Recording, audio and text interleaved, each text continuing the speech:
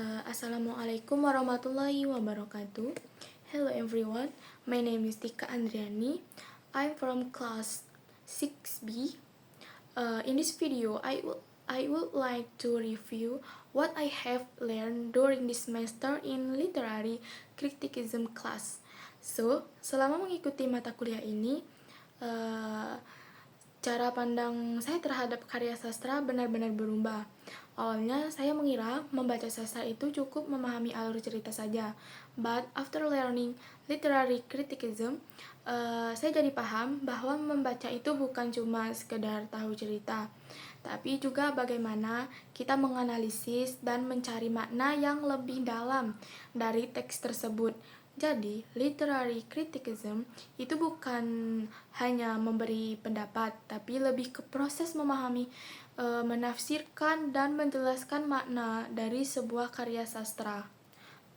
Dalam proses belajar ini, saya juga mengenal istilah interpretation, yaitu bagaimana kita memahami dan mencari makna dari suatu teks, tidak berhenti di situ.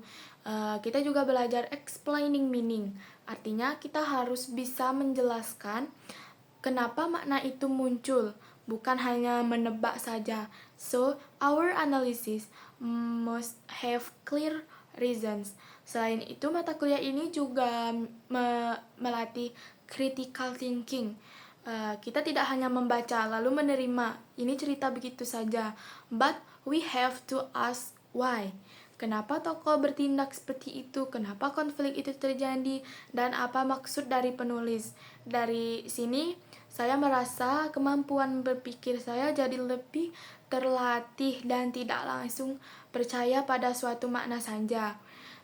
Tujuan dari mata kuliah ini sendiri adalah untuk memperdalam pemahaman terhadap teks atau deepening text understanding. Kita juga belajar explaining meaning contraction, yaitu bagaimana makna dibentuk dari kata-kata, simbol, dan struktur dalam teks. Selain itu, kita juga dilatih untuk lebih teliti, karena dalam kritik sastra kita menganalisis, but we should not be careless dalam menarik kesimpulan. Salah satu pendekatan yang saya pelajari adalah formalism atau formalist literary criticism. Dalam pendekatan ini, kita fokus hanya pada teksnya saja. Kita menganalisis unsur-unsur seperti tema, alur, tokoh, simbol, dan daya bahasa. So, we only focus on the text, bukan latar belakang penulis atau kondisi sosialnya. Dari sini saya belajar bahwa sebuah teks bisa dianalisis secara mandiri. Selanjutnya, saya belajar tentang strukturalism dan semiotik. Dalam strukturalism, karya sastra dilihat sebagai sebuah sistem yang unsur-unsurnya saling berhubungan. So, meaning comes from the relation between parts. Dari sini, saya juga paham bahwa setiap bagian dalam cerita itu saling berkaitan. Ada beberapa konsep penting dalam strukturalism seperti relasi, yaitu makna muncul dari hubungan antar unsur. Lalu ada oposisi biner, seperti baik dan buruk, kaya dan miskin. Selain itu ada juga struktur permukaan dan struktur dalam, yaitu makna terlihat langsung dan makna yang tersembunyi. Kemudian ada semiotik, yaitu ilmu yang mempelajari tanda dan makna. Dalam teori Saussure ada signifier dan signified. Signifier adalah simbol yang kita lihat, sedangkan signified adalah maknanya so we can understand symbols in a text more clearly.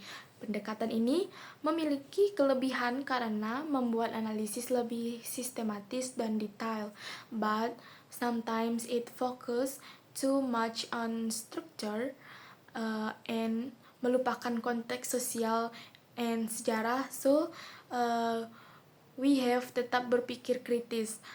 Selain itu, saya juga belajar tentang konsep sekularisme dan relativism. sekularisme adalah pemisahan antara agama dan kehidupan umum, sedangkan relativisme adalah pandangan bahwa kebenaran tidak mutlak. So meaning can be different depending on perspective. Selanjutnya saya mempelajari pendekatan Marxism adalah selanjutnya saya mempelajari pendekatan Marxism adalah dalam sastra. Pendekatan ini melihat karya sastra sebagai bagian dari kehidupan sosial. So literature is not only entertainment but also reflect society. Dalam kritik Marxism kita melihat konflik kelas sosial seperti perbedaan antara kelompok yang berkuasa dan yang tertindas. Dari sini saya memahami bahwa sastra sering menggambarkan realitas sosial. Saya juga belajar tentang power and hegemony, yaitu kekuasaan dan dominasi. Hegemony terjadi ketika suatu yang tidak adil dianggap normal, so people accept it without questioning. Tapi yang menarik, sastra juga bisa menjadi alat perlawanan. Penulis tidak mengkritik ketidakadilan dan menyuarakan kelompok yang tertindas. So literature can be a form of resistance. Menurut saya pendekatan Marxis ini penting karena membantu kita melihat hubungan antara sastra dan kehidupan sosial. Selain itu, pendekatan ini juga masih relevan dan dengan kondisi sekarang. Dari semua yang saya pelajari, saya bisa menyimpulkan bahwa mata kuliah ini membantu kita memahami karya sastra secara lebih dalam. Kita tidak hanya membaca cerita, but also understand meaning, values, and message di dalamnya. So that's all my review about literary criticism. Thank you for attention. Wassalamualaikum warahmatullahi wabarakatuh.